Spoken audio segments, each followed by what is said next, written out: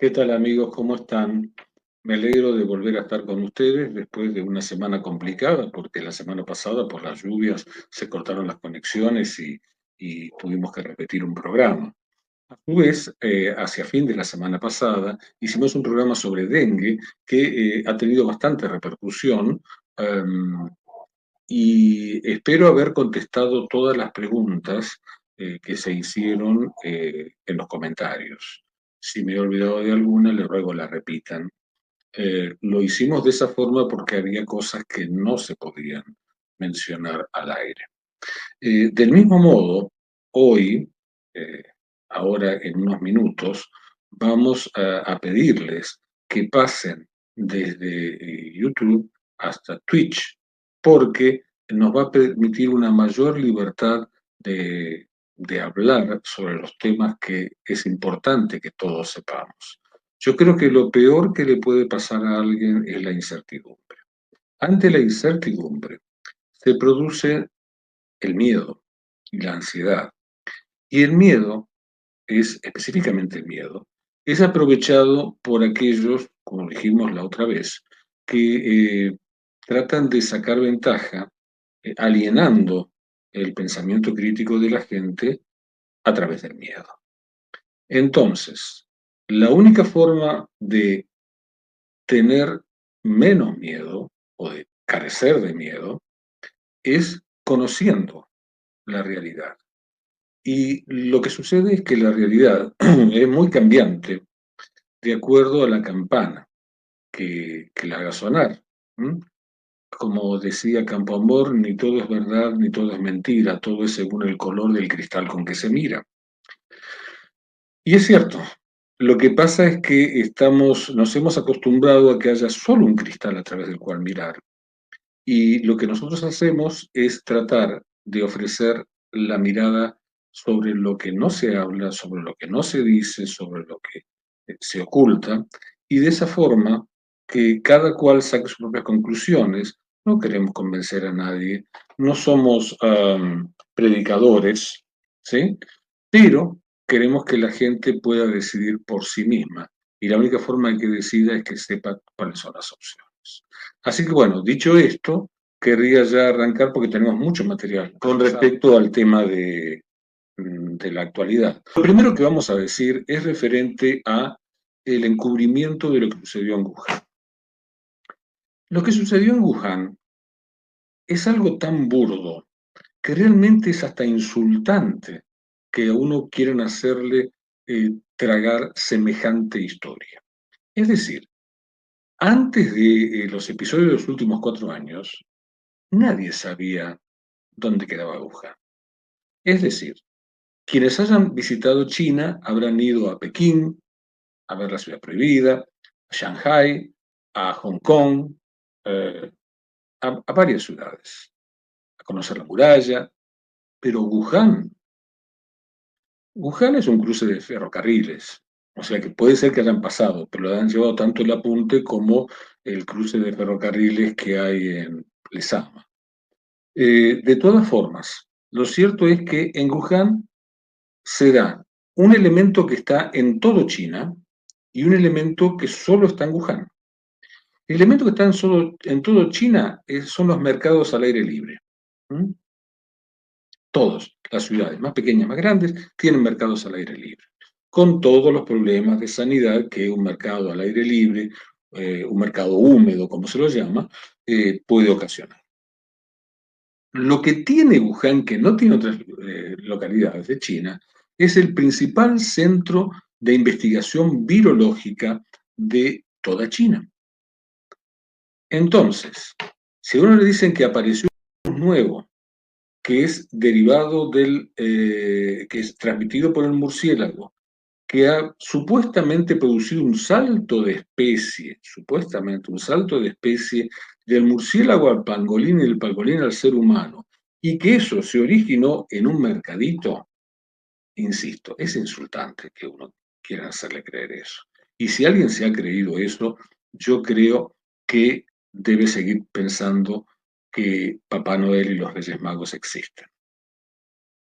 Lo cierto es que se produjo, o sea, en Estados Unidos, el doctor Anthony Fauci, uno de los principales responsables de todo lo que pasó, eh, forzó, presionó, obligó a los colegas que se quejaban de esa información tan pueril, los obligó a firmar un trabajo hecho por él referido al origen proximal de las especies, en particular con respecto al...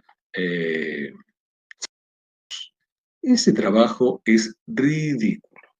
Les insisto, si ustedes me dicen que la posibilidad de transmitirse del doble salto de especie, no la doble Nelson, doble salto de especie, del murciélago al pangolín, del pangolín al ser humano, es posible.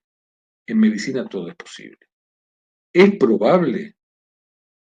Es tan probable como que yo me saque la lotería, el gordo de lotería, 3 semanas seguidas. ¿Existe la posibilidad? Y la posibilidad existe. ¿Es probable? No. Ojalá fuera cierto, pero no es probable. Entonces, lo probable se explica más adelante en un video de la RAI, ¿sí? En un video de la RAI, que no creo que esté traducido, debe estar en italiano, pero si no tienen inconveniente, con mi escasísimo italiano, se los voy traduciendo. Que este video referido al laboratorio de Wuhan no es del año 2020, ni de 2021, ni posterior. Es del 2015. Entonces, este video, sobre cuya veracidad enseguida saltaron los fact-checkers a decir que no era cierto, es absolutamente cierto. Lo cierto es que en ese video de la RAI, que es la principal televisión estatal italiana, es como TV en España, en ese video se explicaba los riesgos de lo que estaba sucediendo con la manipulación genética de los murciélagos y de los acarreados por esos murciélagos en Wuhan. Es decir, ya había voces de alarma que hicieron que incluso en la época de Barack Obama se les quitara cualquier tipo de apoyo a esos laboratorios que estaban trabajando sobre esos materiales que podían considerarse armas biológicas en China. Porque hasta ese momento, por más que uno dice los norteamericanos versus los rusos, y los norteamericanos versus los chinos, lo cierto es que entre bueyes no hay cornadas y cuando hay plata de por medio son todos amigos. Más o menos como acá en el Congreso de la Nación el día que se votan las dietas o los aumentos. Ahí está todo bien, son todos amigos. Entonces decía que en ese video explican todo lo que estaba pasando en Wuhan e insisto, ese video fue hecho casi 5 años antes que se produjera la eclosión de los casos en esa località. Ricavato da topi e ne esce un super virus che potrebbe colpire l'uomo, resta chiuso nei laboratori, ovvio, serve solo per motivi di studio, ma vale la pena correre il rischio, creare una minaccia così grande solo per poterla esaminare? Maurizio Menicucci. Vecchio quanto la scienza, il dibattito sui rischi della Lo que ricerca. pregunta es si vale la pena crear tal riesgo solo para hacer un examen. Seguimos. Il fondo è il mito di Icaro che cade per avere sfiorato il sole con le ali di cera progettate dal padre Dedalo. Lo rilancia un esperimento realizzato in Cina dove un gruppo di studiosi è riuscito a sviluppare una chimera, un organismo modificato innestando la proteina superficiale di un coronavirus trovato nei pipistrelli della specie, piuttosto comune detta naso Pipistrelli es el murciélago. che provoca la SARS, la polmonite acuta, anche se in forma non mortale, nei topi. Si sospettava che la proteina potesse rendere l'ibrido adatto a colpire l'uomo e l'esperimento lo ha confermato. È proprio questa molecola detta SHCO14 che permette al coronavirus di attaccarsi alle nostre cellule respiratorie scatenando la sindrome. Secondo i ricercatori, inoltre, l'organismo, quello originale e a maggior ragione quello ingegnerizzato, può contagiare l'uomo direttamente dai pipistrelli senza passare per una specie intermedia. Bueno, entonces, básicamente lo que está explicando es la investigación sobre las modificaciones genéticas para que se pueda transmitir el, del primer SARS directamente al humano. Eso lo venían investigando desde 2015 Y en el 2019, casualidad, sucede que se empieza a esparcir. Esto me hace acordar a la presentación de Los Simpson. En la presentación de Los Simpsons, Homero está en la planta nuclear donde trabaja, se escucha la sirena que marca el final de la jornada laboral y él sale y se le pega un tubo radioactivo en la espalda. Cuando va manejando en el auto le molesta el tubo contra el asiento, lo saca, lo mira y lo tira y entra en la alcantarilla, con lo cual significa que va a ir al agua. Es decir, algo similar es lo que seguramente sucedió en lo referente a que desde el laboratorio eso se extendió. Adrede, involuntariamente, eso no lo sabemos, pero ese es el origen más razonable a pensar. Bien, entonces, después de eso, cuando sucedió eso a fines del 2019, la OMS se reunió con el presidente del Partido Comunista Chino y de la República de China, Xi Jinping, precisamente en Pekín. Cuando entra Tedros a ver a Xi Jinping, es muy, muy interesante la respuesta corporal, la expresión corporal de cada uno de ellos. Tedros, por parte de la OMS, casi una posición de sumisión con respecto a Xi Jinping, que lo recibe erguido y lo saluda medio de costado. Esa es precisamente la conducta que asumió la OMS con respecto a la pandemia, o por lo menos el origen de la pandemia. En esta imagen que ustedes ya vieron, se muestra, por ejemplo, la fiebre española con los 50 millones de muertos. Aquí van a ver el SARS, es uno de los puntitos más chiquititos, aquí el tercero, el COVID. Y tengan en cuenta lo siguiente, como lo dijimos la otra vez, 50 millones de muertos en un mundo con 1.500.000 habitantes es un número mucho más grande que 5 millones de muertos en un mundo con 7 billones de habitantes. Insisto, cuando uno pierde un ser querido es el 100% y los números absolutos no le dan ningún consuelo. Pero lo reitero para explicar que la incidencia, la letalidad de este cuadro fue tan baja que prácticamente hubo que cambiar la definición de epidemia, porque la letalidad no superaba el de la gripe.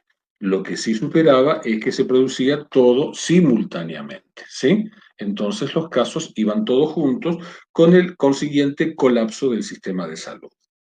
Pero la mortalidad, la letalidad del cuadro no era mucho más grande, escasamente 0.3, 0.4%. Seguimos adelante. Bueno, inmediatamente a la aparición de la pandemia, se empezaron a utilizar drogas de repropósito.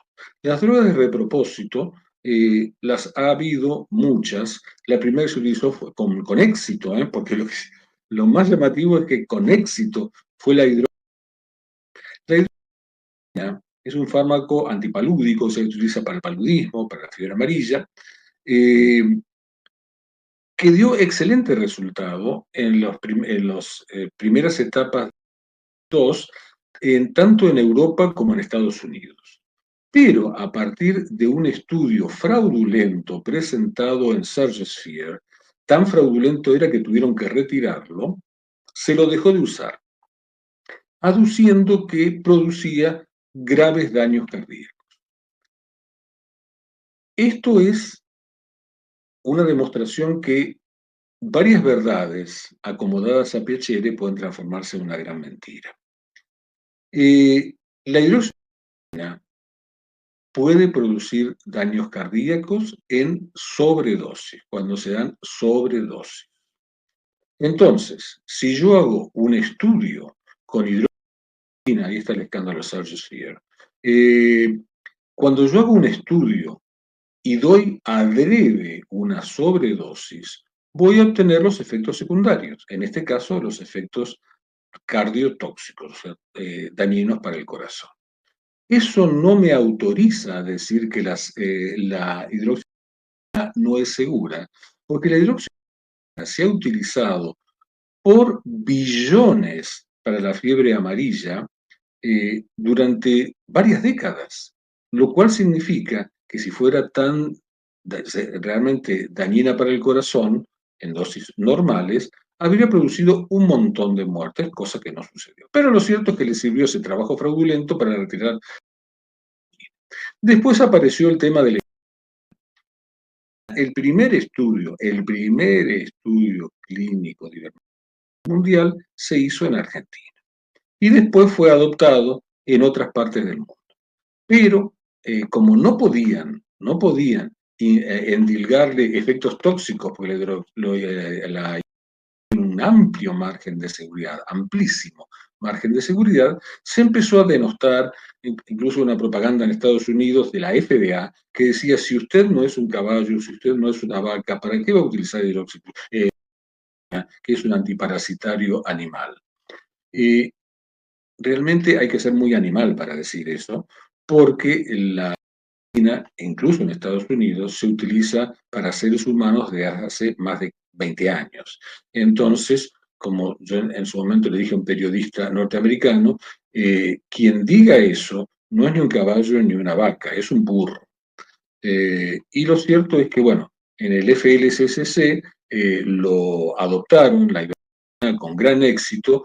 Hay clínicas, hay una clínica que está en California, donde se utilizó específicamente aquí el doctor Joseph Baron es el que tiene a cargo esa clínica, que lo utilizó y salvó a decenas de miles de personas utilizando la ivermectina, que por supuesto no fue aceptada. Ustedes dirán, pero si tenían éxito, ¿por qué la aceptaban?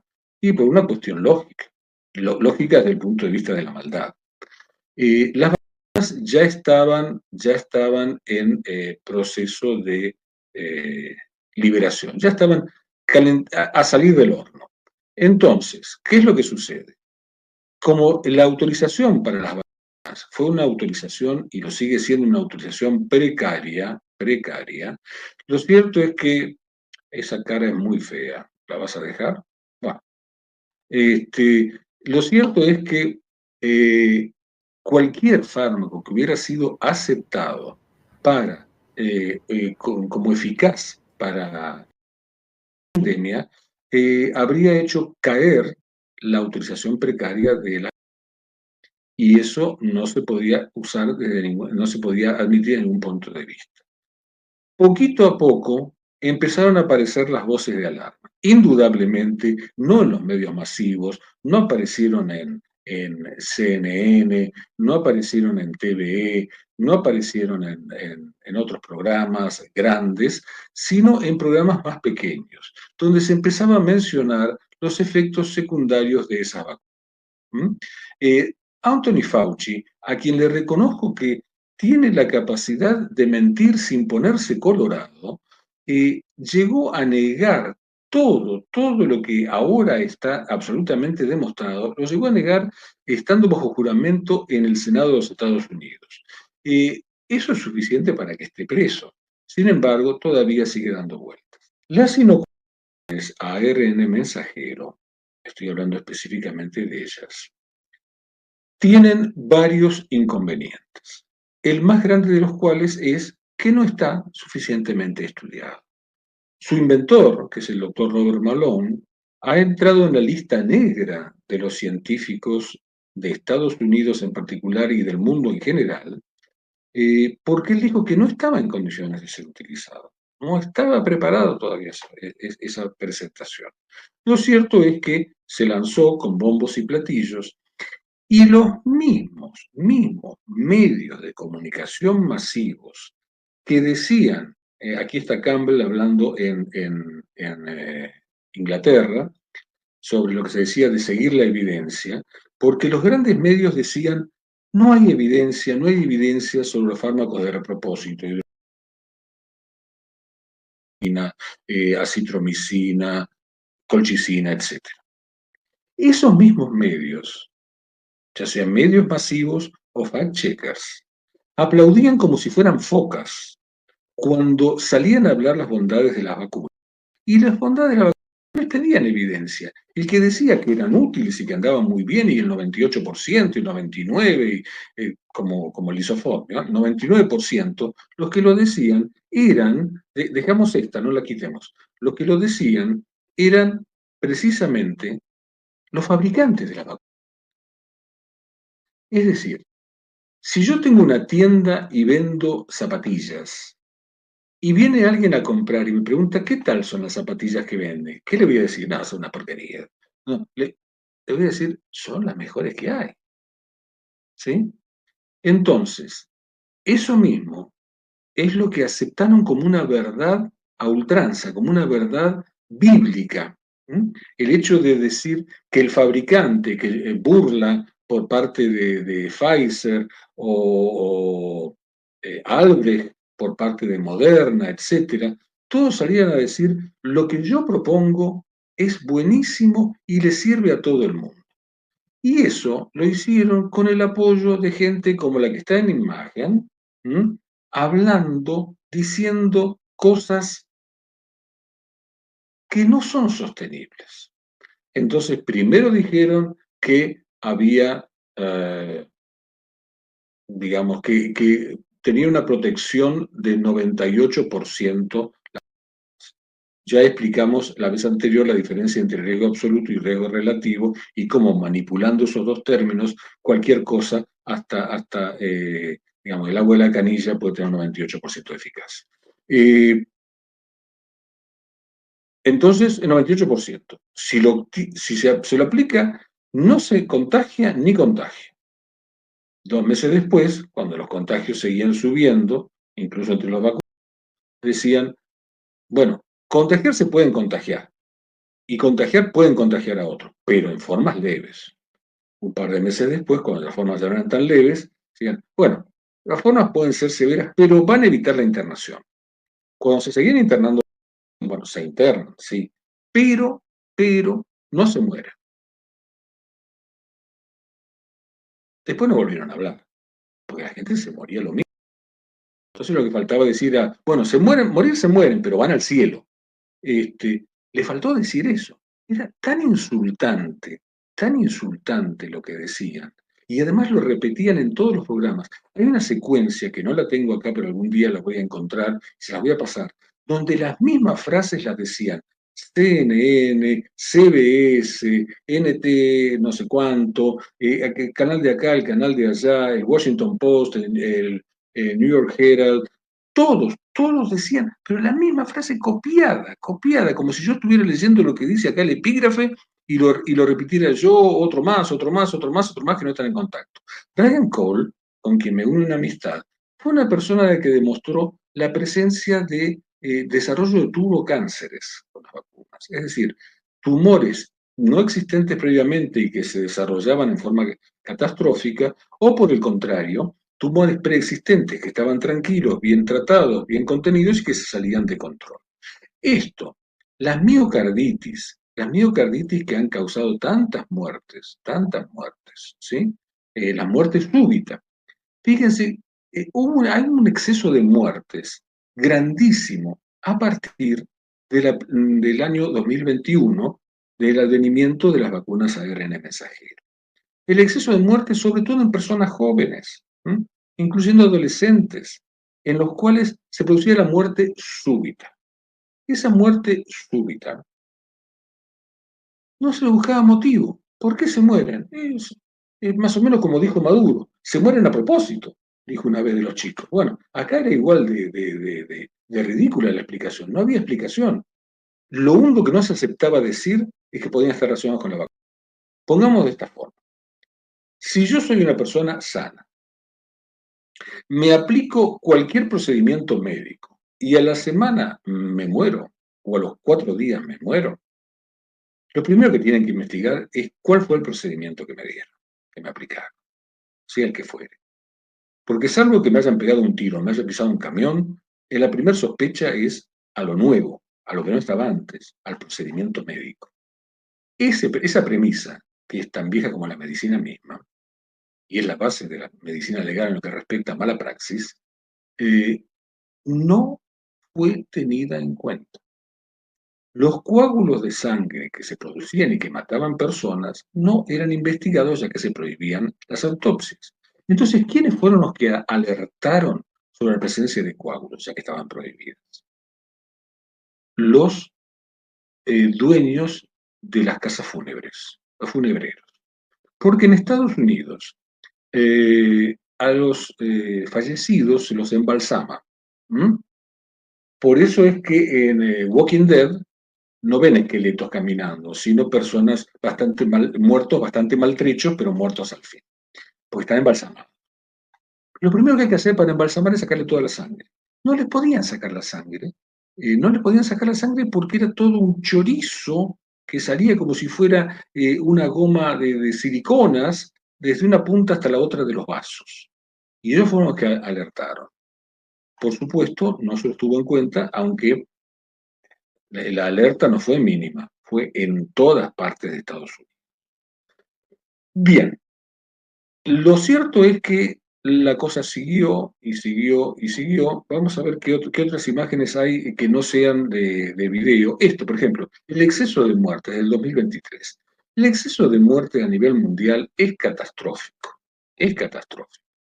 Ahora bien, pongámoslo de esta forma. ¿Qué es el exceso de muertes?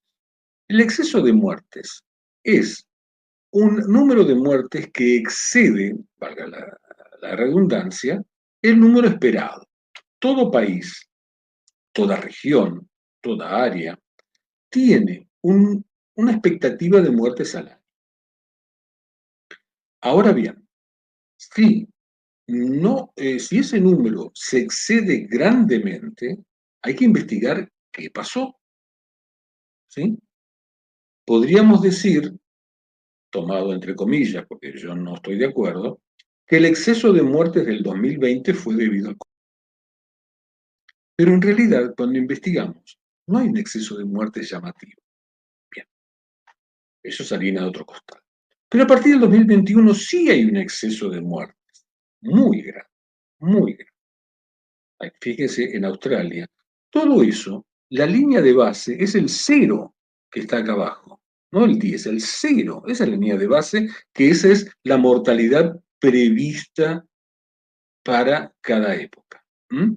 Entonces, estos números que están acá arriba son excesos de muertes. No lo tomen como una subida y baja en particular, sino tómenlo en referencia con respecto al 0.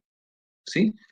Ahora bien, si no se investiga, el motivo más importante que hay que tener en cuenta, aún sin investigarlo, es qué sucedió de nuevo. ¿Un tsunami? No. ¿Una guerra? No, eso podría ser en Ucrania, pero no en Australia. ¿Qué es lo que sucedió? Lo que sucedió fue, ni siquiera la pandemia tendría que haber producido en 2020. Lo que sucedió fue la... ¿Sí? Aquí tienen datos de Australia, Canadá y Estados Unidos. Todos están por encima de los valores esperados para un determinado año. Ahora, fíjense ustedes, Australia y Canadá, que nosotros siempre los hemos tenido como ejemplos de la democracia y de la pluralidad, en Australia, yo no sé si ustedes recuerdan los videos, si los han visto, a los que se manifestaban en contra de lo que se estaba haciendo de las cuarentenas, les daban palos, que realmente no recuerdo haber visto ni en la época de Onganía en Argentina. Y fue una época muy jorobada. ¿Mm? Entonces, ¿qué tan democráticos son? ¿Son democráticos? ¿Son plurales mientras la gente diga lo mismo que ellos opinan? Si dicen algo diferente, ya se acabó la pluralidad y se pasó al fascismo. Bueno, aparentemente eso es lo que tenemos que empezar a acostumbrarnos o empezar a combatir para que no siga sucediendo. Bueno, Robert Malone, yo recién lo comenté, es uno de los primeros que investigó y que desarrolló el procedimiento de ARN mensajero a nivel mundial. Eso no lo digo yo, lo dicen todos los estudios, están todas, la firma de él en la mayoría de los estudios de investigación. Lo que sucede es que después, cuando él se manifestó crítico, pasó a ser un paria. Esta la dejamos ahí y acá otras cosas. Cuando el doctor Luc Montagnier, premio Nobel de Medicina, por haber descubierto el virus, dijo que era absolutamente incorrecto tratar de vencer una... Pasó a ser considerado una persona senil que no sabía qué decía. Raro porque hasta la semana anterior era tenido en cuenta como se me lo merecía, como un referente válido. El doctor Satoshi Omura, descubridor de la ivermectina, cuando dijo que la ivermectina iba a ser el fármaco a ser utilizado, también perdió su categoría de referente de la medicina para transformarse en un japonesito senil. ¿Sí? Todas esas cosas no tienen razón de ser. Después de pasado el tiempo, después de todas las vacunas, después de todo lo que se hizo, el CDC finalmente ha admitido que se puede tratar como la gripe, en el sentido de que no tiene mayor letalidad que la gripe. Cuando hablamos de gripe hablamos de influenza, no confundir con un resfrío. Acá en Argentina se le dice gripe a todo, y gripe y resfrío no son la misma cosa. Son dos entidades absolutamente diferentes. El resfrío se produce por el virus y la gripe se produce por el virus de la influenza. Lo cierto es que se ha producido un descontento político en todo el mundo, que ya venía macerándose y produciendo lentamente, pero la pandemia, a partir de las cuarentenas salvajes, a partir de la represión a quienes no estaban de acuerdo con las políticas oficiales, a partir de las obligadas, porque no es tan hipócrita el concepto de decir, no, acá no se lo obligó a nadie. Todos fueron obligados, porque no se podía circular, no se podía trabajar, no se podía desarrollar actividades, no se podía hacer nada. ¿Mm? Por el contrario, entre medio, los países como India eran obligados o intimados, presionados. Esta es una nota muy interesante. Esta nota en particular es muy interesante porque se metieron varios periodistas no de medios masivos, siguiendo a Burla, que es el presidente y dueño de Pfizer, diciéndole si él no estaba avergonzado de todas las mentiras que se había dicho, si él no iba a rectificarse en lo dicho, y él va calladito, así, prácticamente no abre la boca, y bueno, y así se presentó, fue confrontado y no dijo absolutamente nada, pero entró ahí a Davos y dio una conferencia como si fuera Albert Schweitzer. Cuando en realidad es una de las personas que tendría que estar en el banquillo de los acusados. ¿Sí? Si quiere lo escuchamos un poquitito, Doc. Bueno, está en inglés, creo, pero sí. No, pero el tono la gente lo aprecia. Este es el dueño del CEO de Pfizer. El dueño de Pfizer. How did you know that without saying it publicly? Thank you very much. I'm sorry. To that question. I mean, we now know that the vaccines didn't stop transmission, but why did you keep it secret? You said it was 100% effective, then 90%, then 80%, then 70%. But we now know that the vaccines do not stop transmission. Why did you keep that secret?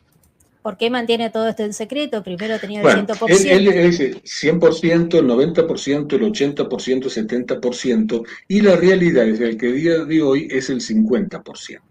Entonces, que yo le diga a cualquiera el 50% es lo mismo que no le diga nada. Es decir, mañana hay un 50% de posibilidades de lluvia. Es decir, las posibilidades son que llueva o que no llueva. 50-50. ¿Sí?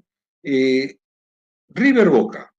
Y hay un 50% de posibilidades de que gane River y un 50% de posibilidades de que gane Boca, sin tener en cuenta que quizá empate.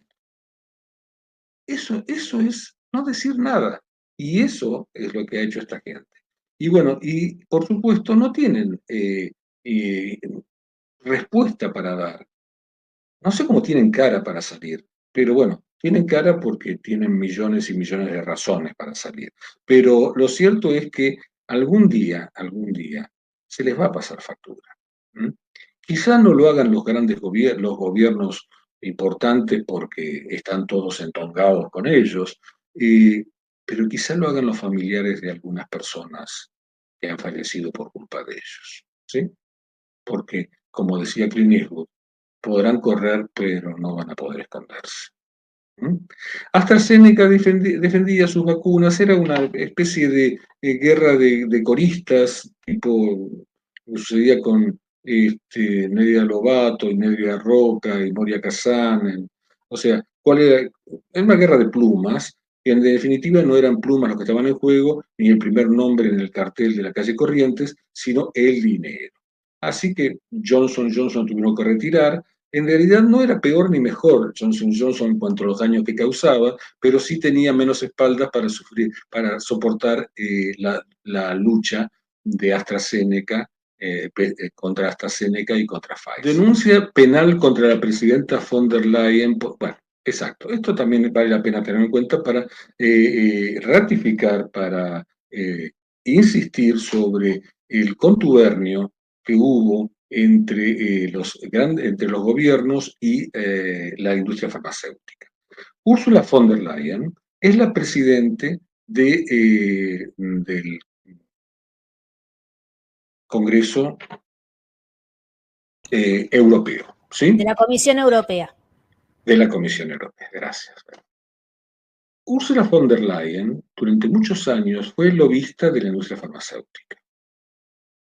Cuando se presentó, o la presentaron, la catapultaron para ser la presidenta de la Comisión Europea, en lo que tuvo que contestar hay un punto muy interesante, cómico, si no fuera trágico, donde se le pregunta si en los últimos 3 años ha tenido relación con la industria farmacéutica. Y ella contestó que no. Y es cierto, porque ya hacía 5 años que no trabajaba para la industria farmacéutica, con la cual tenía vínculos carnales. Tanto así que el marido trabaja en la industria farmacéutica, es CEO de una de las grandes empresas farmacéuticas. Esto es lo mismo que si le ofrecen un trabajo como director de una escuela a el odontólogo Barreda. ¿Se acuerdan de Barreda? Entonces le preguntan, ¿usted en los últimos 3 años ha matado gente? Y él va a contestar que no. Y es cierto, porque hasta donde sabemos, en los últimos 3 años no mató a nadie.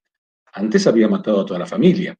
Se dan cuenta de la hipocresía de la pregunta, ¿no? Pero lo cierto es que Ursula von der Leyen, en íntima conjunción con ese individuo que recién no contestaba nada, Burla, parece un nombre, parece a propósito, Burla, es Bourla. En íntima conjunción con él, en íntima connivencia con él, compró para Europa, para los ciudadanos europeos, para las personas que vivían en Europa, un equivalente que no recuerdo bien si eran más o menos unas 20 o 30 vacunas por persona. Creo que eran más, pero no quiero pecar de exagerado. 20 o 30 vacunas por persona. Es decir, como para que se iban a vacunar todas las semanas. Y eso se pagó con el dinero de los contribuyentes europeos. Esa investigación sigue en pie, pero no pasa nada. Y si ustedes ven una foto de Ursula von der Leyen, o si la ven, mejor que una foto, la ven conversando, yo creo que Hitchcock la hubiera elegido como la persona ideal, tiene el physique du rôle para ser la cínica, la persona cínica. Y lo cierto es que sigue la investigación, pero tengan en cuenta que el dinero mueve todo, incluso mueve a la justicia, para un lado o para el otro. Y la cantidad de dinero, acá está Ursula von der Leyen, es la rubia que está de perfil, y Burla es el que está ahí atrás mostrándole no sé qué cosa, seguramente los billetes o algo por el estilo. Esta frase yo creo que quedó para la historia. Prefiero 10% más de pobres y no 100.000 muertos, dijo en abril del 2020 Alberto Fernández. Tengamos en cuenta que Argentina tuvo una de las cuarentenas más grandes y más salvajes del mundo. Y se equivocó en los dos conceptos. Hubo mucho más de un 10% de caída en la pobreza y hubo mucho más de 100.000 muertos. O sea que hizo doblete en los errores. Hay que ser muy bruto para hacer doblete en los errores. Pero lo logró. Bueno, esos son los números de los muertos que hubo en Argentina y cómo el número que se preveía fue superado ampliamente, ¿sí? Ahí en ese momento decía 129.415 muertes, número que se ha seguido superando, ya que los cuadros se han vuelto endémicos y todavía se siguen presentando. Bueno, esto es una demostración de cómo se le miente al público y cómo el público compra la mentira. En Argentina, más del 90% de los fallecidos no estaban vacunados. Esta nota es sacada en octubre del 23, pero la nota se refiere a datos de fines del 2021. ¿Qué quiero decir con esto? A fines del 2021, la mayoría de los argentinos no estaba vacunada. Entonces, era obvio que los muertos fuesen mayoritariamente no. Ahora, si eso lo hubiesen publicado en fines del 2021, podría ser objetable la nota, por ser sesgada, pero era en fecha. Haberla publicado casi 2 años después y ponerla como actual, eso es una forma de mentira grandísima. El ámbito financiero, como todos los otros, vivieron de la mentira. Y vendieron con la mentira y seguramente ganaron con la mentira, porque todos estaban cooptados para hacer eso. Cualquiera que hablara en forma disonante, cualquiera que hiciera sonar otra campana, era absolutamente acallado. Cuando comenzó el problema de Argentina, yo estuve con el grupo de trabajo que empezó a investigar fármacos de retropósito. Fue una cosa muy rara, por lo menos infrecuente en la relación médico-industria farmacéutica, porque normalmente es la industria farmacéutica la que busca al médico para que haga la investigación y así poder ratificar lo que ellos quieren vender. En nuestro caso fue absolutamente al revés, porque fuimos los investigadores los que recurrimos a la industria farmacéutica para que nos dieran los fármacos que queríamos, cuya eficacia queríamos demostrar o descartar, porque hasta ese momento no lo podíamos hacer. Y nos los dieron varias empresas farmacéuticas de Argentina, entre las que destaco a Pablo Casará, Panalab, nos proveyeron la medicación para hacer las investigaciones. Y no sabían bien para qué la queríamos, porque si bien le explicamos, ellos pensaban que estábamos un poquito locos, lo cual puede ser cierto, ¿no? Una cosa no quita la otra. Pero lo cierto es que nos proveyeron de medicaciones en cantidades, o sea que para hacer las investigaciones en Argentina no se gastó un peso. No se gastó un peso. ¿Sí? O mejor dicho, lo único que se gastó fue la nafta del doctor Hirsch, que iba con su auto a buscar a los laboratorios las muestras y las traía y las llevaba y todo por el estilo. No, eso no es eso. Sí, pero... ya sé, ya sé que esto no es. Pero podemos hacer lo siguiente, Doc. Esto es todo el material que tenía yo a través del grupo de WhatsApp. Si quiere vamos pasando una por una y usted nos va contando lo que es cada imagen, porque hay algunas que no cargan en la compu. Bueno, si la podemos pasar rapidito porque se nos va a ir la hora, sí. Sí. Esta es este es re interesante que nos cuente un poco de Kennedy, porque es todo un referente. Bueno, Robert Kennedy Jr. es el hijo de Robert Kennedy padre, obviamente, y el sobrino de John Fitzgerald Kennedy, ambos asesinados durante su mandato. El primero como fiscal general de Nación, el segundo como presidente de la Nación.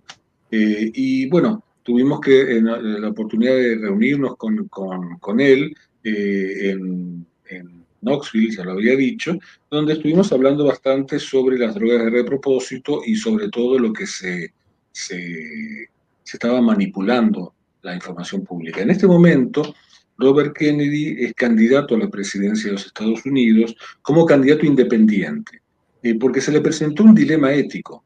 Él está absolutamente en contra de lo que están haciendo los demócratas, pero su familia fue desde el principio de los tiempos demócrata. Entonces no podía presentarse como candidato republicano, ya que jamás fue republicano. Entonces se presentó como candidato independiente. Bueno, esperemos que le vaya bien, porque realmente es una persona con principios. Por lo tanto, es una persona peligrosa para la política. ¿Y qué le comentó de lo que él que nos quiera compartir respecto de todo esto? Bueno, todo lo que estuvimos hablando, él me describió todo lo que estaba en el libro, antes que saliera el libro, toda la investigación que había hecho, todos los aprietes y las amenazas que había tenido. Claro, cuando me contabas el tipo de amenazas que había tenido, realmente las amenazas que le podían hacer a uno no eran nada, eran pavaditas. Pero bueno, él está acostumbrado a que la familia viva amenazada. Es difícil vivir en esas condiciones. Bueno, esto es una nota de que Fauci se demostró que todo lo que había dicho era mentira, así que bueno, es un periódico de allá. Acá está la nota de la TV pública. Ahí está la nota, sí. Ahí va.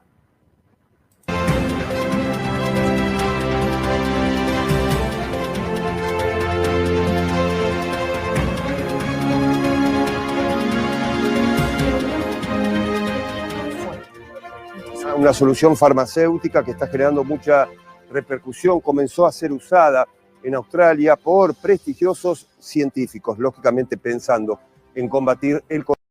Hablamos con un especialista.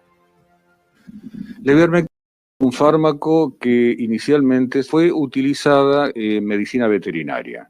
De hecho, ese es el uso que todavía tiene tanto en Estados Unidos como en Europa como en Australia. Los australianos han hecho estudios en lo referente al uso de ivermectina in vitro, tejidos, cultivos de tejidos y ratones, y demostraron que en ratones de laboratorio, obviamente, inoculados con el coronavirus, la administración de ivermectina reducía la carga viral, es decir, la cantidad de en el organismo, en un 95% en 48 horas. Hace 20 años que lo usamos en humanos. Está en la farmacopea argentina, está aprobado por el ANMAT, está aprobado por Salud Pública. Hay 4 laboratorios que lo comercializan. Nosotros no tenemos que hacer absolutamente nada porque es como, usted lo puede comprar en la farmacia sin receta. Hemos elaborado un protocolo de estudio, le decimos el protocolo de los 4 pasos. Las fases leves son la ivermectina más la aspirina. La ivermectina siempre como viricida y la aspirina como preventiva de la coagulación intravascular. En los casos moderados a severos es la aspirina en dosis un poco más alta con corticoides y enoxaparina, también para evitar el impacto en pulmón, en el caso del corticoide, y el impacto en la coagulación en general, la enoxaparina. En todo caso, es una esperanza más, ¿no? Hemos cifrado muchas esperanzas en esto. Queremos que la gente, no queremos que se muera más gente. Cuando esta nota salió, cuando nosotros empezamos las investigaciones había 300 muertos en Argentina. Cuando nos terminamos había 1.200 muertos en Argentina. Y cuando no nos dejaron usar, después llegamos a 120.000. Esta nota es interesante porque cuenta lo que pasó después de la investigación. El uso de un medicamento que demostró en ensayos reducir la carga viral en pacientes positivos y que además en dosis menores sirve para prevenir el. Esto se llama ivermectina. ivermectina con B corta es un antiparasitario que se usa hace más de 20 años para tratar distintas enfermedades y está catalogado como fármaco esencial por la OMS. Un grupo de científicos argentinos demostró la eficacia de la ivermectina en pacientes con COVID, sobre todo en un estadio temprano de la enfermedad. Y el remedio ya se usa oficialmente en varias provincias: en Salta, en Tucumán, en Corrientes, en Jujuy, en Misiones y en Río Negro. Los ensayos se hicieron con donaciones de laboratorios importantes, Casará y Panalab. ¿Y qué es lo que está pasando cuando se enteraron que estaban haciendo esto, por ejemplo, en el hospital de San Isidro? Creo, ahora nos lo van a decir. El ministerio a cargo de Goyán rechazó el protocolo de uso de la ivermectina, impide su aplicación en territorio bonaerense y, esto es increíble, intimida a los científicos que lo desarrollaron. ¿Qué quiere decir intimida? Los llamaron a la casa, por ejemplo. Todos se preguntan de dónde sacaron el teléfono. Bueno, como que hubo una inteligencia previa anterior a los llamados. Héctor Carballo fue director del Hospital de Seiza, coordinador médico de esa institución, es docente universitario y es miembro del grupo que desarrolló el protocolo para el uso de la... ¿Qué tal, Carballo? La Nata le habla. ¿Cómo va? Buen día. Buen día, señora Nata, mucho gusto. ¿Esto es así? ¿En la provincia de Buenos Aires lo prohibió? Bueno, el tema es el siguiente. Nosotros ya en enero era evidente que la epidemia iba a llegar, más allá de algunas opiniones optimistas, era indudable, que era cuestión de tiempo, y no nos olvidemos que Ezeiza es la puerta de entrada, igual que la pandemia de 1918-19 entró por el puerto, acá en Argentina indudablemente iba a entrar por el aeropuerto. Entonces, en base a estudios que hicieron en Australia, in vitro, o sea, en laboratorios, y que demostraba la reducción drástica de la carga viral del en menos de 48 horas, nosotros, teniendo en cuenta que hace más de 20 años que se utiliza en medicina humana en Argentina y que está aprobado por ANMAT, y lo usan los pediatras, los dermatólogos, los gastroenterólogos, definimos dos protocolos para ser utilizados. Uno en prevención, para el personal de salud inicialmente, y uno en tratamiento. O sea, uno para personas sanas, otro para personas enfermas. Como tal, seguimos todos los cánones que marcó la ANMAT en su disposición del 20 de marzo y que fue refrendada por el Ministerio de Salud el 25 de marzo. Así, en abril hicimos la presentación, la aprobación por el Comité de Bioética Central del Hospital Ezeiza, no de San Isidro, Ezeiza. Ah, perdón. Que fue refrendada por el Comité de Bioética en Crisis de la Municipalidad, desde su intendente, más todos los concejales, el grupo legislativo, y los jueces de Ezeiza, y empezamos el protocolo que llevó desde mayo hasta junio. Los dos protocolos dieron muy buenos resultados, muy buenos resultados. Por supuesto, se informó al Comité de Bioética Central tal cual marcaba el lineamiento, y el 4 de julio elevamos los resultados ya con su tratamiento estadístico, o sea, ya terminados, pulidos, por así decirlo, a nivel ministerial. Bueno, en el interín había habido un par de llamadas con respecto al ministerio, es decir, que habíamos agregado, como hemos puesto, o sea, datos menores que pueden considerarse de forma y que fuimos aclarando en su momento. La sorpresa, en particular la mía, fue cuando después de 10, 12 días de haber presentado resultados, me llaman del ministerio, una persona que no tomé la precaución de anotar el nombre, pero dijo que hablaba directamente de la Secretaría Privada, para decirme que nosotros no podíamos difundir los resultados. Usted sabe que en el medio está todos los resultados de todos los lados se han difundido. Sí, claro. Han llegado a la prensa mucho antes que se terminaran los resultados. Porque, obviamente, la prensa ha estado sobre los distintos centros de salud para ver qué novedades había, tanto buenas como malas. Sí, sí, lógico. Y cuanto más si son buenas. Entonces, bueno, me dijeron eso, me dijeron que podía poner en riesgo mi cargo. Yo le dije, mire, si quiere asustarme con algo que me asuste, dígame que me va a sacar la jubilación, porque yo estoy jubilado, no estoy. Pero bueno, la conversación siguió hasta que al final la corté en términos que no puedo repetir, Sí, nos imaginamos.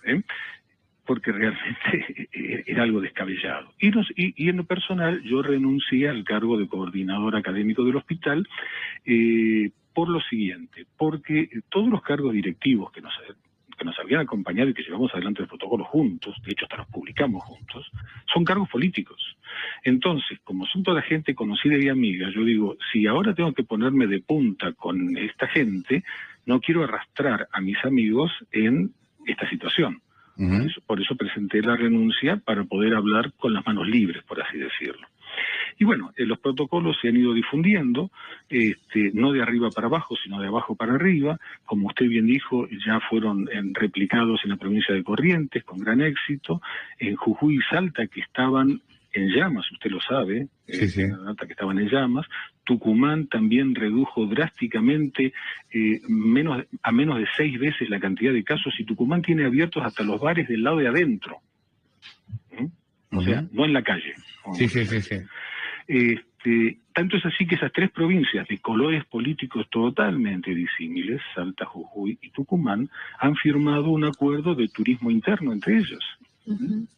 Y bueno, y así estamos. Después se han ido sumando, todo hay que protocolizarlo. Siempre se habla de tratamiento compasivo, porque se entiende por tratamiento compasivo aquel que no es definitivo mientras no haya nada mejor.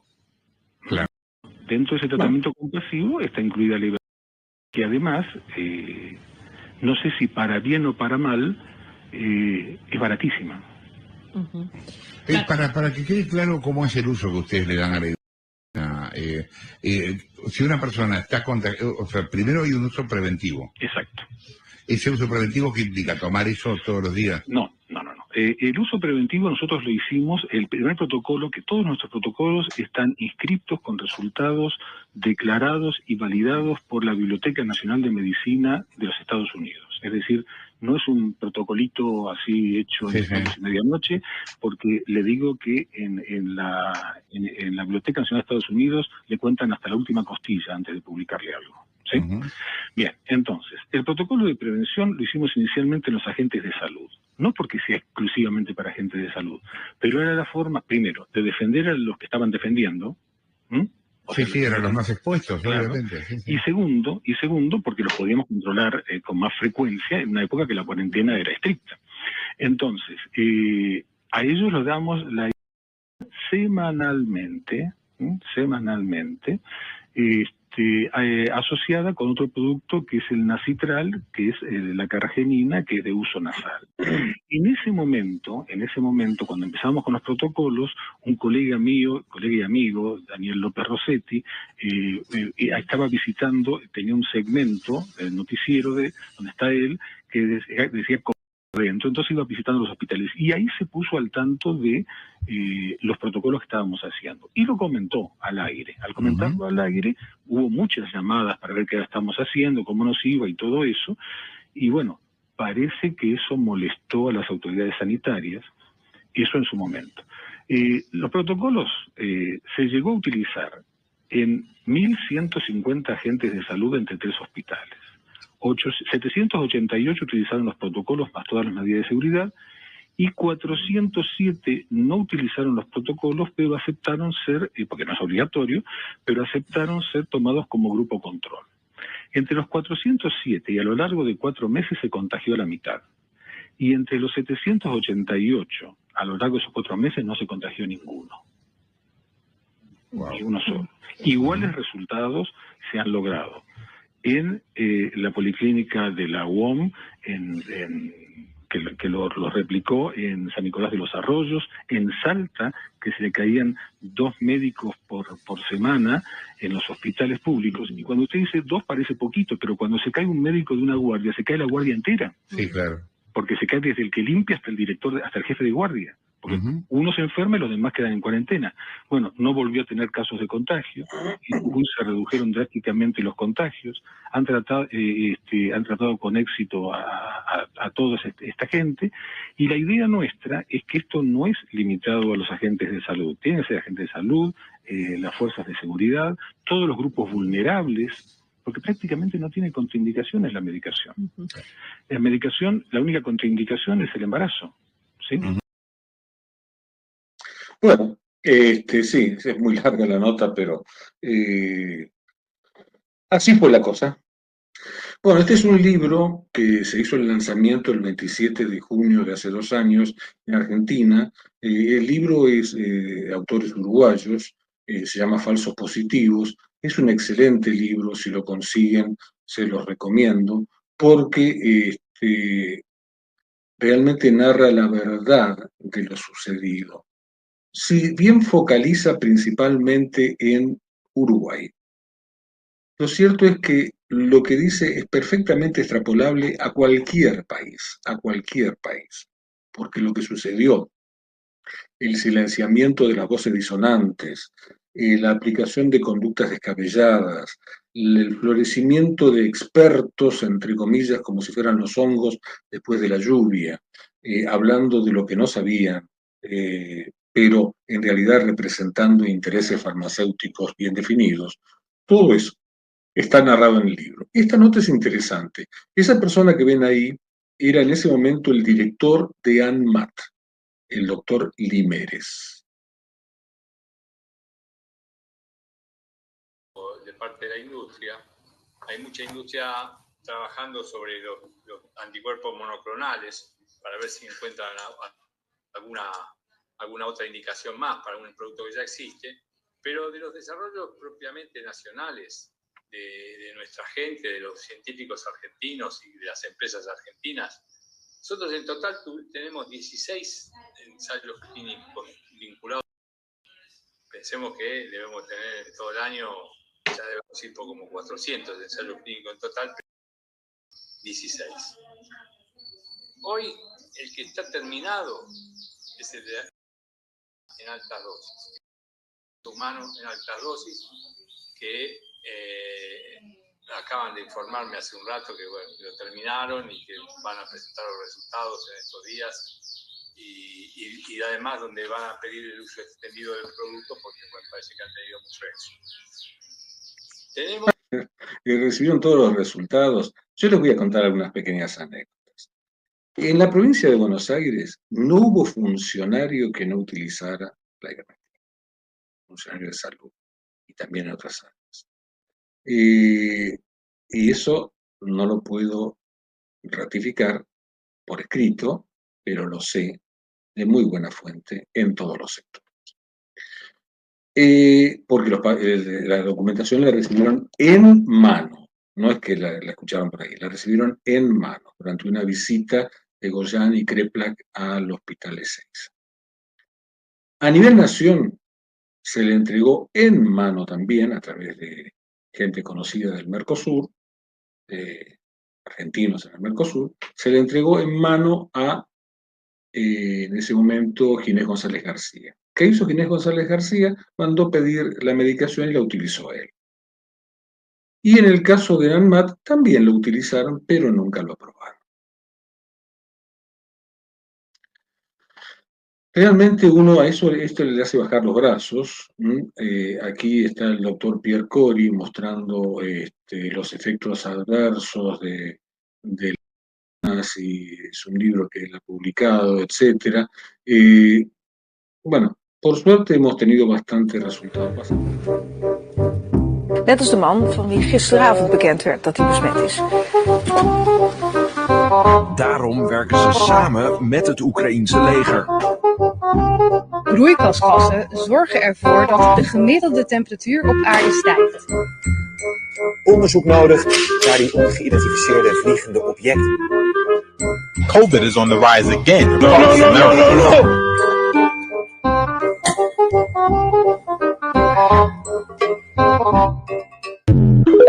Y es cierto, fíjense ustedes que eso salió en TikTok. Y en estos días está muy en noticia de primera plana cómo en Estados Unidos quieren que TikTok deje de ser independiente y pase a depender de capitales norteamericanos. ¿Eso por qué? ¿Por qué? ¿Cuál es la verdad de la milanesa detrás de eso? Es que TikTok es independiente, tiene capitales absolutamente independientes, tiene capitales chinos, capitales rusos, capitales europeos, y básicamente no está censurado. Ese es el problema, que al no estar censurado no lo pueden controlar. Si pasa a ser capitales americanos, ¿quién lo va a comprar? Bill Gates, Zuckerberg, y entonces va a pasar lo mismo que pasa con YouTube, con Facebook, etcétera, que cuando uno tiene una voz disonante con respecto al relato, automáticamente lo censuran, lo quitan, lo anulan. Y bueno, le producen el famoso ghosting, que significa sacarlo del aire y uno desaparece y entonces no importa lo que dijo y la gente se va olvidando. Porque tenemos una memoria muy endeble, incluso a corto plazo. Y bueno, eso es lo que pasa con las voces disonantes. En realidad, lo que nosotros no es que queremos llevar la contra porque somos contreras. Nosotros queremos dar a conocer lo que se hace, lo que se ha hecho lo que se hace fuera de la pandemia, lo que se hace con el colesterol, con la hipertensión, con la diabetes, con lo que fuere, y desmistificar todas esas situaciones, que no subestimarlas, no considerarlas, no minimizarlas, sino simplemente verlas desde la óptica lógica y no desde la óptica económica, que es lo que mueve toda esta industria. Bueno, en la medida que podamos lo vamos a seguir haciendo, ¿sí? Yo les voy a pedir, si no, yo me voy a poner colorado al decir esto, les voy a pedir que si los oyentes pueden colaborar con la Fundación de Infectológica, que siempre pasamos la forma de entrar, el link para entrar en el sitio web de la Fundación de Infectología, que es una fundación que tiene 33 años ahora, y que nunca se doblegó ante las presiones del mercado farmacéutico. Si pueden colaborar en lo que sea, es decir, ¿Me acá recuerda no hay... el nombre, doctor? ¿Me recuerda el nombre? Así la googleo y Sí. la ponemos. https www.finasalud.net.ar, ¿sí? Si se puede colaborar, cualquier colaboración es bienvenida, porque no hay donaciones grandes y donaciones pequeñas, lo que fuere, lo que les parezca, siempre va a ser útil para llevar adelante las tareas que se van haciendo. Y las que se están haciendo en este momento son el ibuprofeno en las enfermedades respiratorias crónicas, la determinación de Chagas en todos los recién nacidos, cosa que no se cumple, o sea, se cumple a medias, que es peor que no hacerlo. La realización de una revista médica donde no se cobra a nadie por publicar, sino por el contrario, que lo que se pide es excelencia en las publicaciones. Bueno, esas son tareas de las que hace la Fundación, pero todo lo hacemos a pulmón. Bueno, Doc, no lo estoy encontrando ahora. ¿Me lo puede volver a dictar, por favor? www.finasalud.net. Nació en 1992 con la epidemia de SIDA. El SIDA fue una que nunca se declaró, es decir, nunca fue considerada, pero en realidad reunía todos los requisitos. Apareció casi simultáneamente en todo el mundo, se propagó rápidamente por los distintos continentes, era un agente, en este caso hasta ese momento desconocido, y tenía una altísima tasa de letalidad, mucho más grande que la gripe española y muchísimo más grande. Porque si ustedes recuerdan, en los primeros años del SIDA, contagiarse era una sentencia de muerte, una sentencia de muerte. Y si bien produjo una mortalidad no tan alta en los 2 o 3 primeros años, lo cierto es que al volverse endémico, el SIDA tiene actualmente más de 200 millones de muertos. O sea, al prolongarse en el tiempo. Y eso también tiene que ver con que no se investigó en tiempo y forma cómo enfrentarlo. Porque era más fácil aprovecharse pecuniariamente, o sea, económicamente del SIDA, que tratar de evitarlo.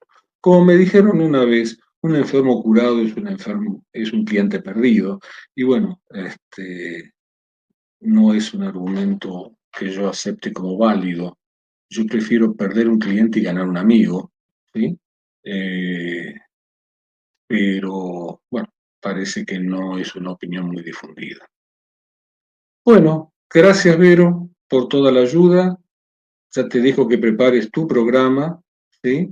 Y nos vemos la semana que viene, si Dios quiere. Se agrandó la familia patriota. Bienvenido, doctor Héctor Carballo. Todos los lunes, 18:30 a 19:30 horas, en vivo, como siempre, Medicina sin Vergüenza con el doctor Héctor Carballo. Tu salud en manos honestas y profesionales y además sin conflictos de intereses.